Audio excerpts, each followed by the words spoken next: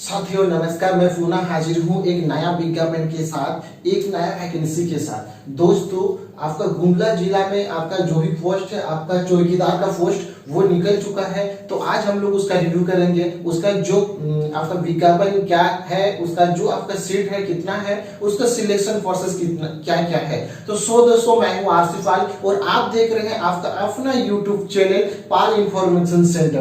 तो दोस्तों, हम लोग चलिए चलते हैं, हम लोग पॉइंट टू पॉइंट हम लोग देखेंगे कि इस पद में क्या क्या आपका जरूरत है और कौन इसका सिलेक्शन किसका हो सकता है। तो दोस्तों, आप यहाँ पे देख रहे हैं आपका जो भी चौकीदार का पोस्ट है गुमला जिला में आपका ये आ चुका है। दोस्तों, बात ये है कि ये जो चौकीदार का पोस्ट है ये कितना पोस्ट है। आपका पद का जो नाम देख रहे हैं दोस्तों, ये जो आपका पद का नाम है ये आपका चौकीदार है। चौकीदार का जो जितने पोस्ट है वो आप जा करके www.gumla.nic.in पे जा करके प्रिंट आउट कर सकते हैं। मैं अपना वीडियो का डिस्क्रिप्शन में भी दे दूंगा, आप लोग वहां से भी डाउनलोड कर सकते हैं। तो चलिए हम लोग बात करते हैं इसका जो भी चौकीदार का पोस्ट है, इसमें जो पोस्ट है कितने आपका रिक्त पद है। तो दोस्तों, हम लोग बात करेंगे इसका जो चौकीदार का जो रिक्त पद है वो आपका 226 है। 226 पोस्ट जो है ये आपका वैकेंसी इसी में आपका सिलेक्शन होना है। तो दोस्तों, आपका जो 226 पोस्ट है इनमें से आपका कौन मतलब किसमें कितना सीट है। तो आप यहाँ पे देख लीजिए, जो जनरल का सीट है दोस्तों वो 90 है। ठीक है, जनरल कैटेगरी में जो भी आपका ये है वो 90 है। आपका एसटी में दोस्तों आपका 106 है, 106 एसटी में है। आपका एससी का अगर हम लोग बात करें दोस्तों, आपका जो एससी है इसका जो पोस्ट है ये आपका 7 है। आपके चौकीदार का जितने भी पोस्ट है यहाँ पे आपका ये डिवाइडेड क्या हुआ है, कौन सा कैटेगरी में कितना पोस्ट है। दोस्तों, आपका ओबीसी BC1 और BC2 का जो पोस्ट है वो आपका यहाँ पे नील है। आपका जो AWS जो कमजोर वर्ग है उनका जो पोस्ट है आपका उसमें आपका है दोस्तों आपका 23। तो ये जो 23 का जो आपका जो वैकेंसी है दोस्तों, ये आपका BC1 और BC2 आपको कैसे मिलेगा मैं वो लास्ट में बताऊंगा। प्लीज वीडियो पे बने रहेंगे, आपको सब समझ में आ जाएगा पॉइंट टू पॉइंट हम लोग कैसे इसको क्या करते हैं। ठीक है, तो आपका जितने भी पोस्ट है यहाँ पे आपका टोटल पोस्ट 226 हो गया दोस्तों। जो दोस्तों आपका इसका जो आरक्षण है, जो आपका ST SC OBC या WEC इसका जो आरक्षण है वो आपका क्या है, ये जिला लेवल का है। बहुत सारे दोस्त कमेंट करेंगे, मैं पहले बता दे रहा हूँ, ये जितने भी पोस्ट है आपका चौकीदार का पोस्ट ये जिला का ही है। आपका दूसरा जिला का अभ्यर्थी इसको नहीं भर सकता है। वो पॉइंट मैं लास्ट में बताऊंगा क्यों नहीं भर सकता है, वो लास्ट में हम लोग आएंगे। लेकिन आप लोग जान जाइए कि यहाँ पे जो भी आपका पोस्ट है ये आपका अपना डिस्ट्रिक्ट लेवल है। ठीक है, तो चलिए आरक्षण का जो आपका ये है आरक्षण, अगर कोई भी खेल का आरक्षण आपको मिलेगा, जैसे कि आपका इस सीट का जो भी सीट है 226 जो सीट है इसका जो आरक्षण मिलेगा वो किसको कितना मिलेगा।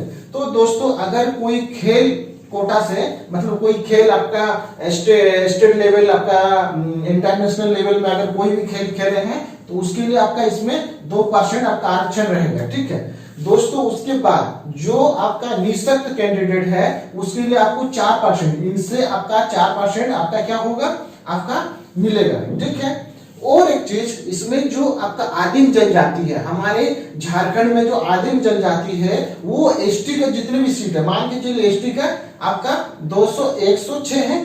ठीक है, तो 106 का आदिम जनजाति को उसमें 2% आरक्षण मिलेगा, स्पेशल आरक्षण उसको 2% उसको आरक्षण मिलेगा। दोस्तों, इसमें और बढ़िया चीज है जो हमारे महिला लोगों के लिए है, महिला सिस्टर जो भी हम लोग इसमें अप्लाई करेंगे, एक चीज आप लोग जान जाइए, जितने भी सीट है उसमें से क्या है आपका जो महिला लोगों के लिए जो आरक्षित किया गया सीट वो आपका 5% है। ठीक है, ये 5% जो है वो आपको सीधा इसका लाभ मिलेगा। तो जितने भी महिला कैंडिडेट है वो आप लोग जरूर अप्लाई करेंगे, इसमें आप लोगों का बहुत बेनिफिट है। ठीक है, तो दोस्तों इसका एक चीज हम लोग जो बात कर रहे हैं, जो BC1 और BC2 हम लोग बात कर रहे हैं, BC1 BC2 को जो EWS से जो सीट है वो हम लोग भर सकते हैं। वो कैसे भर सकते हैं, तो दोस्तों हम लोग एक जो झारखंड सरकार की ओर से आपका संकल्प संख्या जो पत्रांक है ये आपका 8281 दिनांक आपका 3/12/2021 में एक पत्रांक निर्गत हुआ है, जिसमें कहा गया है कि अगर उस डिस्ट्रिक्ट में BC1 या BC2 का सीट नहीं है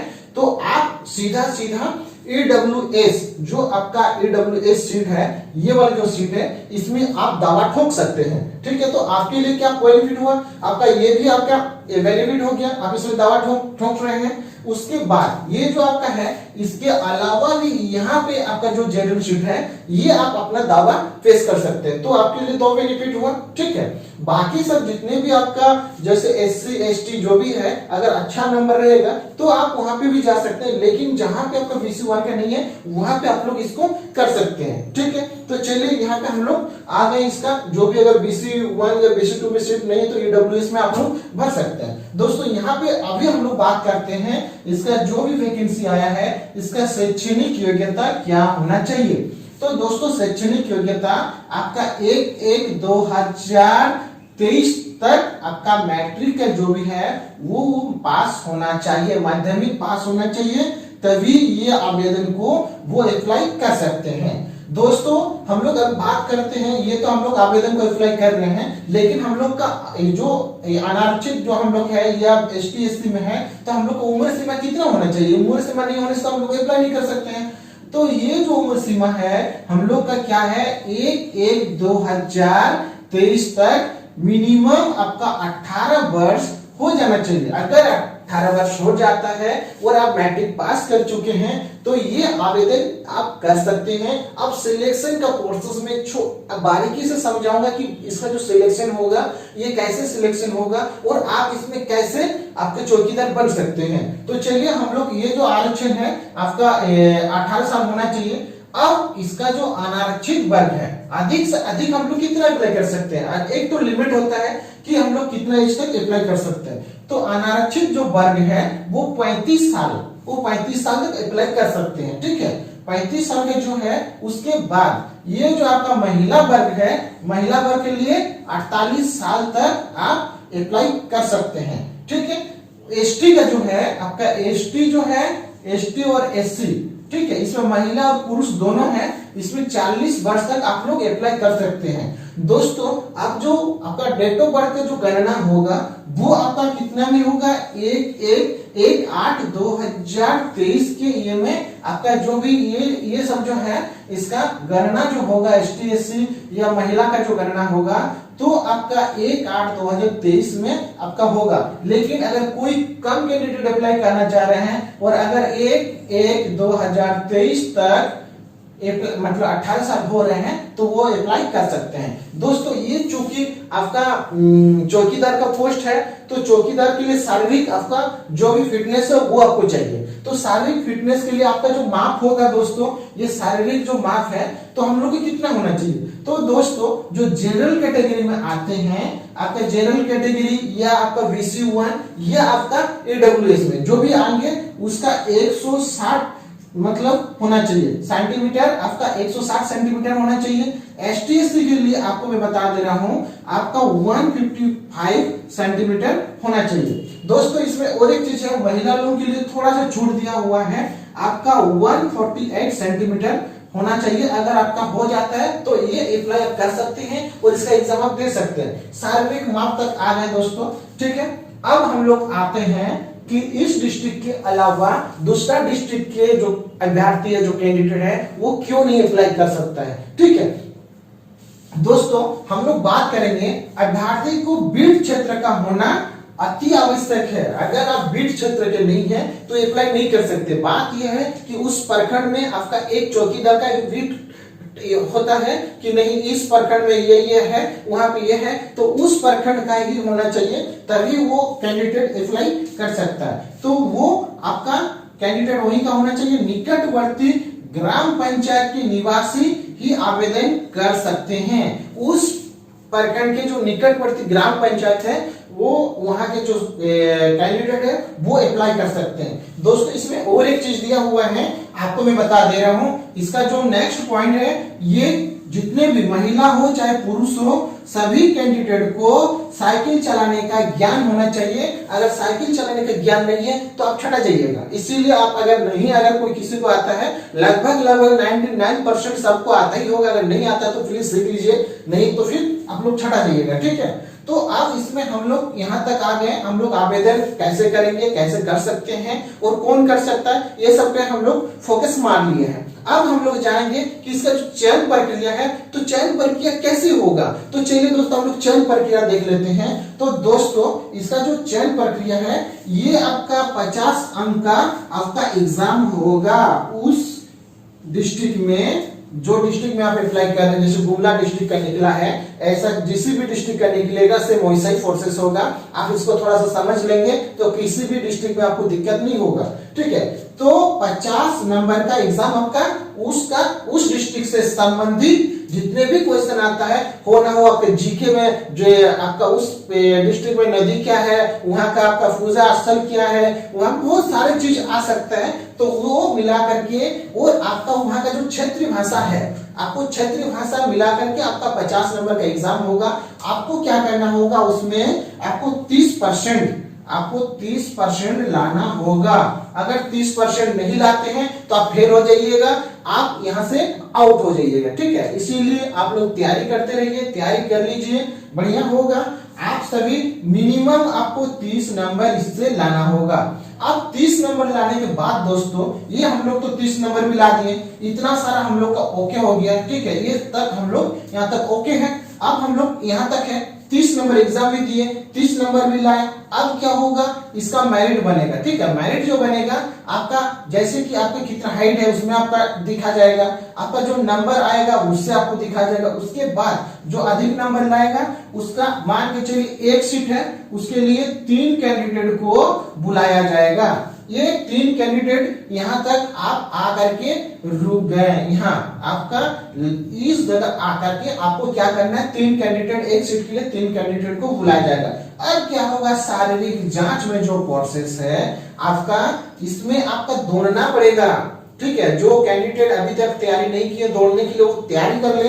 आपको क्या करना है, 5 मिनट, जो पुरुष कैंडिडेट है वो 5 मिनट से 6 मिनट के अंदर 1 मील आपको चक्कर मारना होगा, तभी यहाँ पे आप पास करेंगे, ठीक है। आप महिला लोगों के लिए आपका क्या है, सब 1 ही मील है, लेकिन क्या है 8 से 10 मिनट के अंदर आपको 1 मील आपको दौड़ना होगा और पास करना होगा, ठीक है। दौड़ने के बाद ये आपका क्या होगा, आपका मेडिकल होगा। मेडिकल में जो अपना कैंडिडेट पूरा ये हो जाएंगे, उसका क्या होगा, उसका सिलेक्शन हो जाएगा। सिलेक्शन होने के बाद आपका ज्वाइनिंग लेटर आपको मिल जाएगा। अब बारी आती है इसमें, आपका जो ज्वाइनिंग हम लोग करेंगे उसका पेमेंट कितना होगा, उसका वेतनमान कितना होगा। तो दोस्तों उसका वेतनमान है आपका, यहाँ पे आप देख लीजिए, वेतनमान 5,200 से लेकर के 20,200 आपका ग्रेड पे है, आपका 1,800 रुपया आपका ग्रेड पे है, ठीक है। तो ग्रेड पे आपका इसमें अच्छा खासा है। अगर पास करते हैं तो आपका लाइफ सेटल हो जाएगा, बढ़िया से आप लोग फॉर्म अप्लाई करेंगे। फॉर्म अप्लाई करने के लिए जितने भी आप लोग डॉक्यूमेंट देंगे उसका सब अभी प्रमाणित करेंगे। अब दोस्तों इसका आवेदन कैसे करें, ठीक है। तो आवेदन आपको 30/10/2023 तक स्पीड पोस्ट या रेस्टी पोस्ट के माध्यम से आपको बाई पोस्ट कर देना है। हाथों हाथ वहां पे एक्सेप्ट नहीं किया जाएगा, ये आप लोग जान जाइए, ठीक है। आवेदन करने का जो पता है वो आपका जो डिस्क्रिप्शन लिंक में हम देंगे, इसका जो भी PDF उसमें आप दे करके बाय पोस्ट कर लेंगे। फोटो चिपका करके जो भी बढ़िया से भरेंगे और भर करके इसको आप भेज देंगे। भेजने के बाद आप लोग बढ़िया से तैयारी करेंगे ताकि आप सबका सिलेक्शन हो सके। बहुत अच्छा खासा नंबर है आपका 226 जो आपका नंबर है, ये बहुत सीट है, ठीक है। अगर आप लोग थोड़ा सा तैयारी करते हैं तो आप लोग निकल जाइएगा। तो आई होप, मैं समझूंगा कि आप लोग समझ गए होंगे, आशा करता हूं बहुत बढ़िया से समझेंगे, ठीक है। तो चलिए दोस्तों, हम लेते हैं आपसे विदा, तब तक के लिए जय हिंद, जय भारत।